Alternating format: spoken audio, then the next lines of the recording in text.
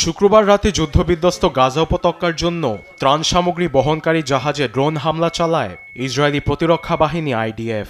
এতে জাহাজে ধরে যায় ভয়াবহ আগুন। মাল্টার আন্তর্জাতিক সমুদ্র সীমায় চলাচলরত জাহাজটিতে ছিল ৩০ জন কর্মী।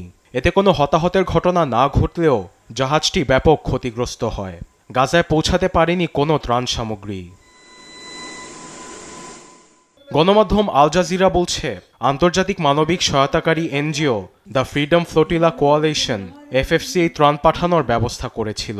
ইসরায়েলের এমন বর্বর হামলার নিন্দা জানিয়ে সংস্থাটি বলছে, বেসামরিক ও নিরস্ত্র জাহাজে প্রাণহানির কথা চিন্তা না করেই ড্রোন হামলা চালায় ইসরায়েল।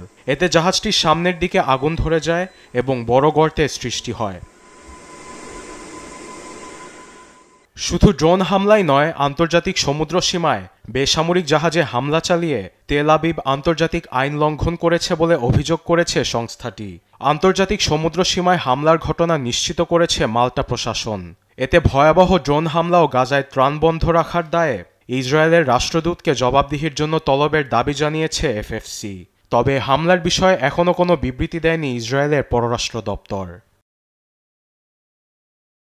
এদিকে ২ মাস ধরে উপত্যকায় সব ধরনের ত্রাণ সামগ্রী প্রবেশের পথ বন্ধ রাখায় এক বাটি স্যুপের জন্য যুদ্ধ করছে ফিলিস্তিনিরা।